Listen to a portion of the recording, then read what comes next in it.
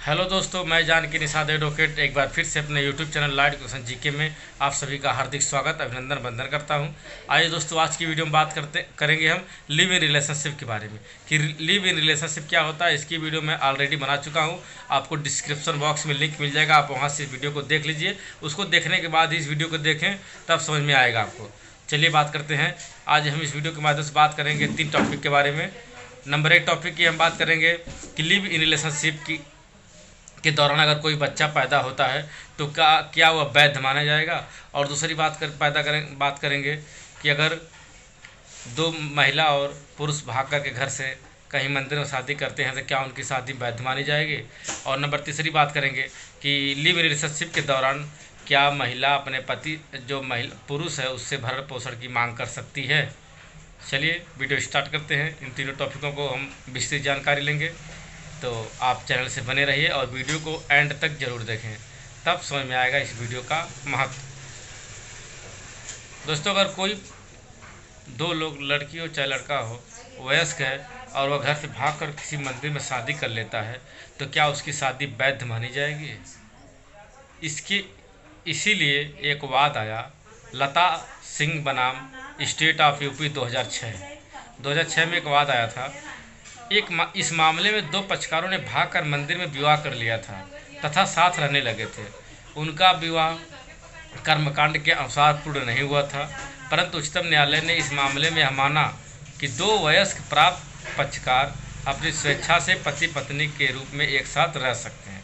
2 वयस्क मतलब ये है कि लड़के की उम्र 21 वर्ष और लड़की की उम्र 18 वर्ष है, तो एक साथ स्वेच्छा से पति पत्नी के रूप में रह सकते हैं तथा उस संतान भी उत्पन्न कर सकते हैं।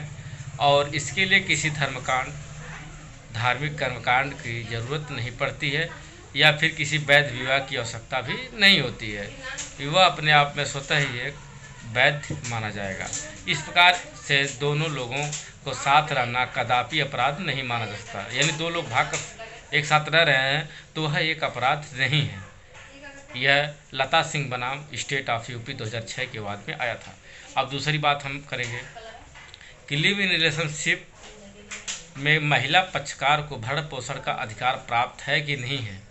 इसमें भी एक वाद आया चनमुनिया बनाम वीरेंद्र कुमार चनमुनिया के मामले में। उच्चतम न्यायालय ने स्पष्ट कर दिया था कि लिव इन की महिला पक्षकार लिव इन के पुरुष पक्षकार से दंड प्रक्रिया संहिता 125 के अंतर्गत CRPC 125 के अंतर्गत भरण पोषण प्राप्त करने का अधिकार रखती है तथा महिला को यह कहकर भरण पोषण के अधिकार से वंचित नहीं किया जा सकता कि उसने कोई वैध विवाह नहीं किया था। यह बहुत ही मुख्य इम्पोर्टेंट निर्णय आया था उच्चतम न्यायालय द्वारा, सुप्रीम कोर्ट द्वारा, कि कोई भी लिव इन रिलेशनशिप की महिला अपने लिव इन रिलेशनशिप से पुरुष से भरण पोषण की मांग 125 के अंतर्गत CRPC के अंतर्गत भरण पोषण की मांग कर सकती है। ये दोनों पक्षकार पति पत्नी की भांति एक साथ लिव इन जैसी व्यवस्था में रहे थे तो महिला पक्षकार पुरुष पक्षकार से दंड प्रक्रिया संहिता 125 के अंतर्गत भरण पोषण की मांग कर सकती है। ये तो बात यहाँ तक हुई। अब हम तीसरी बात करेंगे, लिव इन रिलेशनशिप से उत्पन्न हुई संतान को क्या संपत्ति में अधिकार प्राप्त होगा। बहुत ही इम्पोर्टेंट है, इस पर ध्यान देने वाली बात है। लिव इन की अवधि में साथ रहते हुए लिव इन के पक्षकारों में कोई संतान उत्पन्न होती है तो इस प्रकार से उत्पन्न हुई संतान को पिता की संपत्ति में तथा माता की संपत्ति में और इन दोनों को विरासत में मिली हुई संपत्ति में उत्तराधिकार का अधिकार उसी प्रकार होगा जिस प्रकार एक वैध विवाह से उत्पन्न हुई संतानों को होता है। सीधी सी बात है, अगर कोई भी इन दोनों के दौरान कोई बच्चा उत्पन्न होता है, लिव इन रिलेशनशिप के दौरान कोई बच्चा उत्पन्न होता है तो वह माता की संपत्ति में भी हक उसका है, पिता की संपत्ति में भी कोई हक है। भले दोनों शादी ना हुई हो फिर भी उसका पूरा अधिकार होगा।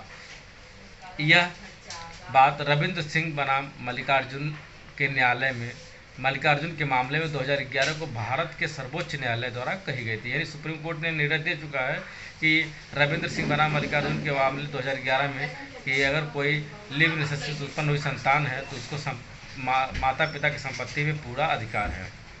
अब हम बात करेंगे तीसरी। एक और विवाद आया था किरंद कुमार बनाम स्टेट ऑफ केरला के मामले में यह कहा गया कि यदि पुरुष की आयु विवाह के समय 21 वर्ष नहीं थी तथा वह पुरुष 18 वर्ष से अधिक का था तो ऐसी परिस्थिति में विवाह भले ही ना हो लेकिन मामला लिव इन माना जाएगा। यानी अगर पुरुष 18 वर्ष से ऊपर है लेकिन 21 वर्ष से कम है तो उसकी शादी भले वैध ना मानी जाए, शून्य मानी जाए, लेकिन जो है वह लिव इन रिलेशनशिप का मामला माना जाएगा। वैध विवाह के पक्षकारों का लिव इन अवैध। अब ये हम अतिरिक्त जानकारी ले लेते हैं कि ऐसे मामले लिव इन कपल जिनकी शादी अन्य व्यक्तियों के साथ अब भी अस्तित्व में है परंतु वह दोनों एक साथ रह रहे हैं, ऐसा लिव इन वैध नहीं होगा और उसे कोई कानूनी संरक्षण प्राप्त नहीं होगा। यानी ऐसे दो पक्षकार जो पहले से शादीशुदा हों और वह अब लिव इन रिलेशनशिप में रह रहे हों तो उनका यह लिव इन रिलेशन वैध नहीं होगा, उसे कानूनन संरक्षण कोई भी नहीं मिल सकता है।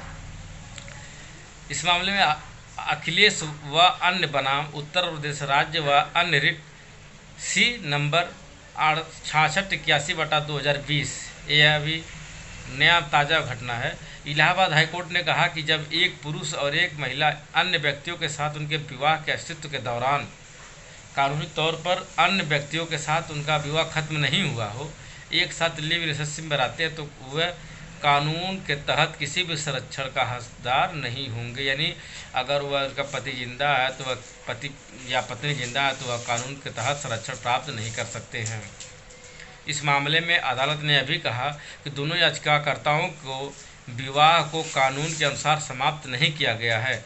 अन्य साथी के साथ उनके विवाह के निर्वहन के दौरान अदालत के लिए ऐसे जोड़े को संरक्षण प्राप्त करना संभव नहीं है जो वस्तुतः कानून की धज्जियां उड़ाते हैं। जो कानून धज्जियां उड़ाते हैं उन्हें संरक्षण प्राप्त नहीं होगा। अदालत ने कहा कि विवाह की पवित्रता को संरक्षित करना होगा। यदि कोई पक्षकार इससे बाहर निकलना चाहता है तो वह हमेशा वैध तरीके से विवाह विच्छेद करने की मांग कर सकता है। हालांकि न्यायालय ने उन लोगों को सहायता नहीं दे सकता जो कानून का पालन नहीं करना चाहते। दोस्तों, यह मैं कुछ निर्णय के माध्यम से आपको समझाने की कोशिश किया हूँ अपनी भाषा में। तो अगर आपको वीडियो अच्छी लगे तो प्लीज़ चैनल को सब्सक्राइब कर लीजिए और जो बेल आइकन है उसको प्रेस कर लीजिए, क्योंकि मैं ही ऐसी वीडियो रोज डालता रहता हूँ और आपके लिए लॉ कानून की जो वीडियो है बहुत ही अच्छी होती है। तो चलिए दोस्तों, मिलेंगे आगे।